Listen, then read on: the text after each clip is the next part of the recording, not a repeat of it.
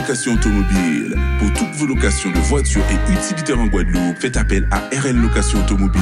Avec RL Location Automobile, réservez en toute tranquillité, 7 jours sur 7, 24 heures sur 24. RL Location vous propose une large gamme de voitures et d'utilitaires au meilleur prix sur le site internet www.rl-location.com. RL Location, c'est aussi l'assistance et la livraison. Pour tout renseignement, contactez-nous au 05 90 106 687. RL Location Automobile, la location en toute simplicité.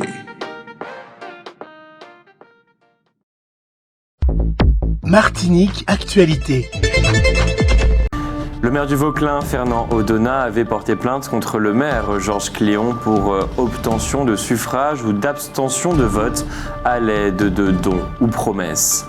Jean-Louis Fonsa et Eliane Trébeau ont comparu hier devant le tribunal judiciaire pour détournement de fonds publics, abus de confiance et recel de biens obtenus à l'aide d'un abus de confiance. La grève commencée il y a 12 jours continue à la Poste, ce qui évidemment perturbe la distribution du courrier. On parlera également de la 4e circonscription législative de la Martinique, qui est celle du Sud. Votre sondage, si on donne davantage de pouvoir à nos élus, la Martinique va-t-elle mieux se développer? Et votre savoir et réfléchir parlera de l'Europe, une maîtresse exigeante, mais pas toujours intelligente. Petit conseil, les asperges sont excellents pour le petit déjeuner, bien qu'il ne s'agisse pas d'un aliment très traditionnel pour ce repas. L'asperge contient des prébiotiques, ces bactéries qui sont bonnes pour l'intestin. L'air aujourd'hui est bon, comme il le sera également demain. La ville de Sainte-Anne a trouvé le moyen de disposer d'une réserve d'eau potable en cas de coupure dans les écoles. Il s'agit bien entendu d'un système de stockage. Des élus et des techniciens du Gros Monde se sont rendus sur place pour étudier le procédé et l'adopter éventuellement. Nul doute que d'autres maires de la Martinique vont également s'y intéresser. On peut espérer que les techniciens de la Société martiniquaise des eaux, la fameuse SME, vont également rendre visite à la municipalité de Sainte-Anne. 4 classes de l'école primaire des Trois-Îlets vont porter les noms de Ralph Tamar, le chanteur de Malavoie, Andrivon Milton, l'historienne, Raphaël Confiant, l'écrivain, et Ricardo Osier-Lafontaine, l'artiste peintre. On le sait, l'opposant au maire du Vauclin, Fernand Odona, avait porté plainte contre le maire Georges Cléon pour obtention de suffrage ou d'abstention de vote à l'aide de dons ou promesses. En clair, il accusait le maire d'avoir acheté des votes pour remporter la victoire aux dernières élections municipales. Le procureur avait trouvé les éléments de preuve assez sérieux pour engager des poursuites contre Georges Cléon et demander des peines assez lourdes, 3 mois de prison avec sursis, 3 000 € d'amende et 5 ans d'inéligibilité. Le tout accompagné d'une obligation de publication dans le journal France Antilles. Hier, le tribunal judiciaire lui a donné tort. Le maire du Vauclin a été relaxé. Le parquet et Fernand Odona ont la possibilité de faire appel. Jean-Louis Fonsa, âgé de 73 ans, et Eliane Trébeau, 65 ans, ont comparu hier devant le tribunal judiciaire pour détournement de fonds publics, abus de confiance et recel de biens obtenus à l'aide d'un abus de confiance.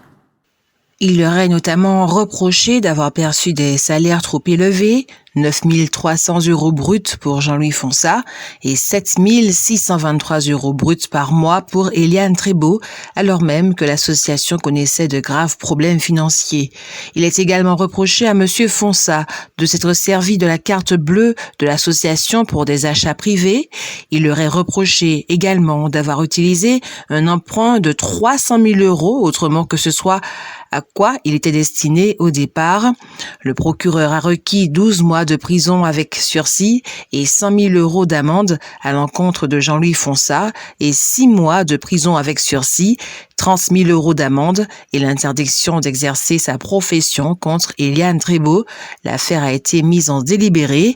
La décision sera connue le 24 juin prochain.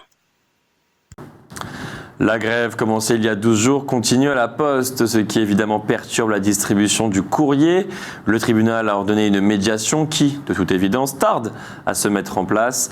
Notons que les employés dénoncent notamment le surcroît de travail qui va résulter du fait du non-renouvellement de nombreux postes en contrat à durée déterminée.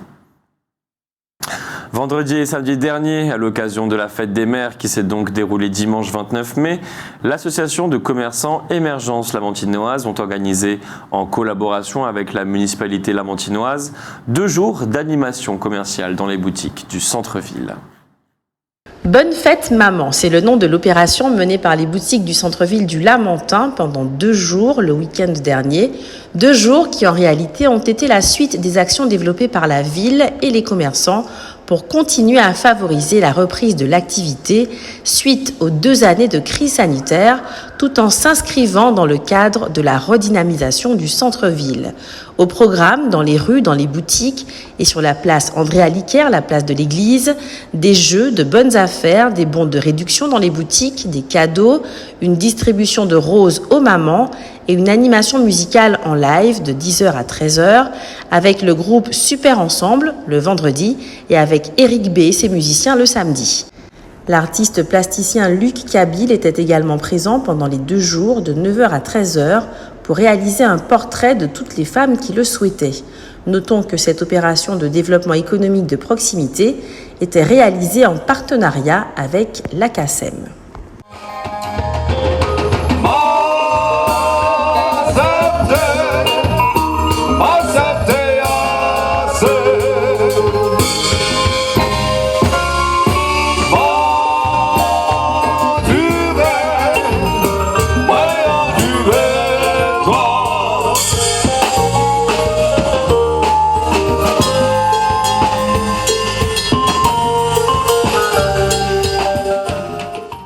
Le président du conseil exécutif, Serge Letchimy, a rencontré en visioconférence le 25 mai la nouvelle ministre des Outre-mer, Yaël Braun-Pivet. Cet échange a permis d'aborder plusieurs points importants. Ainsi, le président de la CTM signale qu'il a, citons-le, présenté les attentes très fortes des exécutifs locaux pour une relation plus saine avec l'État, donnant plus de responsabilités aux territoires, respectueuse des élus locaux et plaçant en son cœur l'enjeu de la résorption du mal développement structurel de nos territoires. Fin de citation. Toujours selon le président Letchimy, un rendez-vous entre le président de la République et les exécutifs de ces régions permettra de poser ces nouvelles bases avec la prise en compte des spécificités de chaque territoire. Fin de citation. Au cours de cette conversation, il a également été question de la tenue du congrès des élus de Martinique. Citons Monsieur Letchimy, la Martinique va s'interroger pendant plusieurs jours sur les moyens juridiques et financiers à demander officiellement à l'État afin de réussir les grands chantiers du quotidien des Martiniquais, vie chère, fiscalité, eau, risques majeurs, transport maritime, mal développement, etc. Concernant le renouvellement des contrats PEC, pour le président du conseil exécutif de la collectivité territoriale de Martinique, la situation de plus de 300 agents engagés en contrat PEC au sein des établissements publics d'enseignement, collèges, lycées, requiert une attention de l'État. Par ailleurs, il conviendrait de débloquer une enveloppe de PEC supplémentaire pour répondre à la forte demande sur le plan local au regard de la faiblesse de l'enveloppe de 2022 pour la Martinique. Fin de citation. Il a été également question de la vie chère et de la situation de l'hôpital public. Pour ce qui est de la vie chère, selon M. Letchimy, l'initiative de la CTM pour 1000 produits ne sera pas suffisante si l'État n'est pas présent sur le volet de la TVA et des outils de blocage des prix.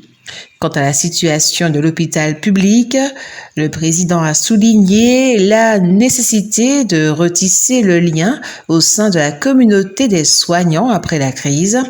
Le président a appelé l'État à considérer la Martinique comme un territoire pionnier en matière de nouvel exercice des compétences et des pouvoirs locaux.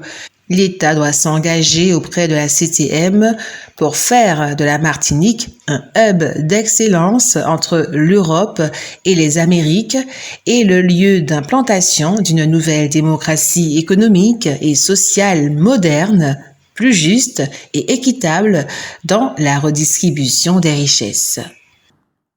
Nous voilà soudain rappelés à l'ordre. Le stade de Pierre-Aliquer dont nous sommes si fiers n'est pas actuellement en mesure d'accueillir la Gold Cup et notamment un match contre le Panama le 12 juin prochain. La CONCACAF estime que l'éclairage est insuffisant, que le panneau d'affichage devrait être réparé, que le confort de la tribune d'honneur n'est pas satisfaisant, tout comme les vestiaires pour les délégations étrangères. Une équipe de l'Université des Antilles et de l'association archéologique Petite Antilles, dirigée par Jean-Sébastien Guibert de l'Université des Antilles, est en train de réaliser des prospections archéologiques dans 3 zones des environs de Fort-de-France, la Pointe des Nègres, la baie des Flamands et le Carénage. Il est mené en collaboration avec le Grand Port Maritime et les forces armées aux Antilles. Voilà ce qu'en disent les promoteurs de cette étude. Bien que moins fréquenté que Saint-Pierre à l'époque coloniale, Fort-Royal puis Fort-de-France possède de potentiels sites d'épave du fait de l'histoire de sa fréquentation depuis la fin du XVIIe siècle. Le Carénage est fréquenté par les navires militaires depuis le XVIIe siècle. Quelques combats maritimes, tels celui de l'attaque de Ruyter en 1674 pendant la guerre de Hollande, 1672-1678, et plusieurs ouragans ont touché la zone au cours du temps, causant quelques naufrages. Les recherches en archives menées en amont de ce projet montrent un potentiel dans les 3 zones choisies. L'objectif de ce projet est de tester le matériel acquis afin de mettre en évidence d'éventuels vestiges archéologiques sous-marins dans les environs de Fort-de-France. Les moyens mis en œuvre sont 2 poissons tractés, un sonar latéral permettant de réaliser des images des fonds marins au moyen d'ondes acoustiques et un magnétomètre servant à détecter les anomalies magnétiques de possibles vestiges métalliques enfouis dans les sédiments tels que des conques en acier ou des canons ou autres structures. Les levées réalisées permettent de cartographier des cibles qui feront ensuite l'objet de plongées de reconnaissance par des plongeurs professionnels afin d'établir si les anomalies repérées sont des vestiges anciens. À cette date, quelques sites cibles ont été repérés et seront expertisés dans un second temps. Au-delà, le projet consiste à mettre en œuvre des moyens de connaissance du patrimoine archéologique sous-marin très peu utilisé dans les Antilles. Le matériel et les compétences acquises au cours de ces dernières années par l'Université des Antilles permettra de renouveler nos connaissances sur les biens culturels maritimes et plus largement sur l'histoire maritime de la Martinique. Il s'agit aussi de renforcer le pôle de l'Université des Antilles-Mer en moyens et compétences et ainsi de participer au développement d'une économie bleue antillaise tant souhaitée. Ce projet est inclus dans le projet Valorisation du patrimoine archéologique sous-marin, financé par la CTM et la préfecture de la Martinique, mais aussi par le DRASM, ministère de la Culture, et a bénéficié d'un soutien logistique dans le cadre d'un partenariat avec les forces armées aux Antilles et du Grand Port Maritime de la Martinique. Il se déroule du 14 mai au 29 mai 2022. Pour le bac, cette année en Martinique, 100% des copies étaient numérisées. C'était la première fois et tout s'est très bien passé. Un des candidats aux prochaines élections législatives nous a fait parvenir une longue lettre dans laquelle il préconise la mise en place, grâce aux technologies nouvelles, d'une véritable démocratie participative. Selon lui, le peuple devrait pouvoir à tout moment exprimer ce qu'il souhaite et pouvoir sanctionner ceux qui le dirigent. Un système de gouvernement qui n'existe nulle part au monde, il doit bien y avoir une raison. Le Centre hospitalier universitaire de la Martinique et l'Agence régionale de santé font observer qu'actuellement sur le front de la santé, l'activité est soutenue. Elle est également complexe du fait de la reprise de l'épidémie de Covid, de la recrudescence de patients qui ne souffrent pas de Covid, mais dont on a retardé les soins, et également à cause de l'absence et de l'épuisement des personnels. Ils affirment cependant que les urgences du centre hospitalier Pierre Zobda-Kitzmann fonctionnent normalement. Ils annoncent même une amélioration puisqu'il est prévu des lits de médecine polyvalents en aval des urgences pour réduire le nombre de patients en attente dans les couloirs. Actuellement, 40 lits sont disponibles pour les personnes atteintes du Covid-19. La 4e circonscription législative de la Martinique est celle du Sud. 11 villes sont regroupées au sein de la 4e circonscription législative de la Martinique. Anse-d'Arlet, Diamant, Ducos, Marin, Rivière-Pilote, Rivière-Salée, Saint-Esprit, Sainte-Anne, Sainte-Luce, Trois-Îlets et Vauclin. 98 844 personnes y résident, dont la moitié a plus de 47 ans, à comparer avec l'âge médian au niveau national qui est de 41 ans. La population y a cependant moins diminué que sur les autres territoires de l'île, moins 0,04% en 2013 et 2019. Il est vrai que cette région touristique attire des habitants presque autant qu'elle en perd. Les jeunes de moins de 15 ans représentent 15% de la population, soit 1,5 point de moins que dans l'ensemble de la France. La part des retraités y est de plus de 21%. 30% des personnes y possèdent un diplôme au moins égal à Bac+2, mais 50% n'ont pas de diplôme ou sont en possession d'un CAP ou d'un BEP. Comme ailleurs en Martinique, le taux de pauvreté y est très élevé, 27% de la population, presque le double de la France hexagonale. Pour la campagne électorale actuelle, parmi les candidats, Laurence Tiberinus représente la majorité présidentielle au sein du mouvement Avec nous, Nicolas Ocollier le Rassemblement national et Jean-Philippe Milor, candidat sortant gauche démocrate et républicaine, qui portera cette fois-ci les couleurs de la NUPS, Nouvelle Union populaire écologique et sociale. C'est maintenant l'heure de votre sondage. Si on donne davantage de pouvoir à nos élus, la Martinique va-t-elle mieux se développer ? Sondage.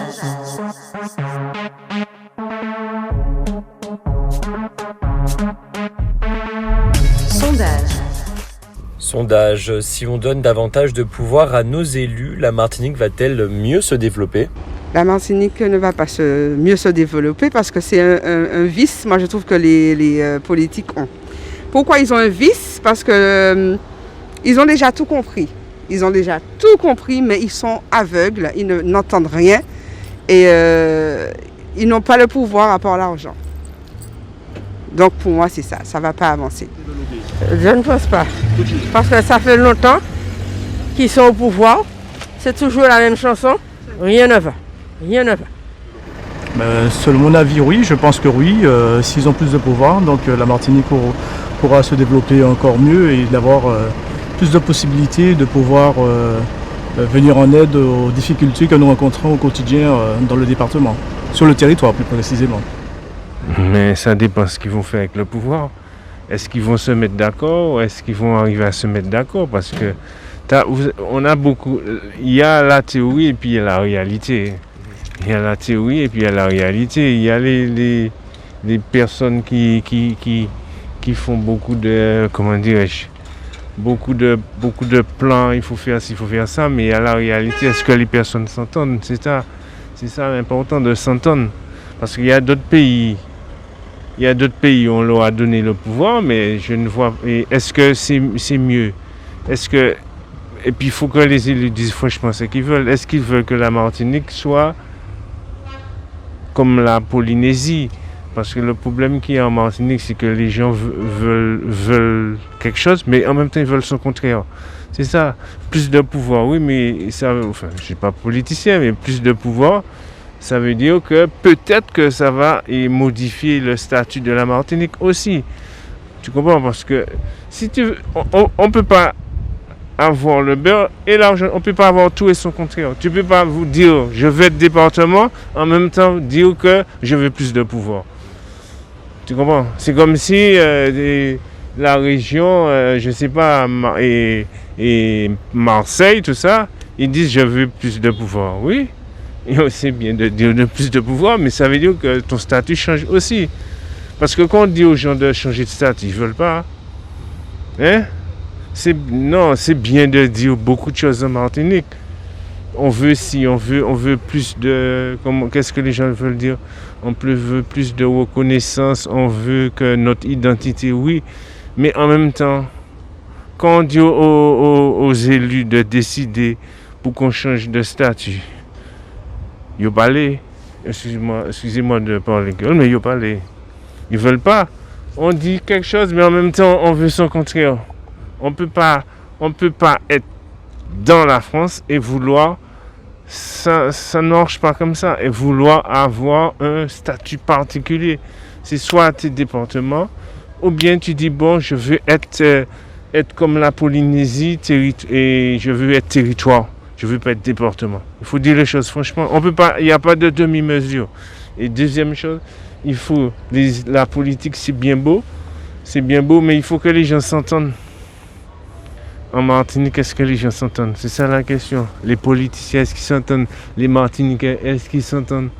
C'est bien, mais moi, je vois que dans notre environnement, même dans le travail, dans mon travail, c'est pas évident que pourtant on est Martiniquais. Est-ce qu'on arrive à s'entendre?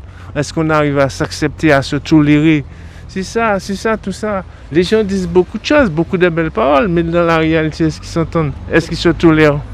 Sondage, si on donne davantage de pouvoir à nos élus, la Martinique va-t-elle mieux se développer? Oui et non. Dans le sens où ils en ont déjà pas mal. Il y a pas mal d'institutions qui peuvent faire pas mal de choses. Et malgré ça, entre guillemets, la situation est telle qu'elle est aujourd'hui. Après, c'est toujours bon à prendre du pouvoir. Donc je pense que dans un sens, oui.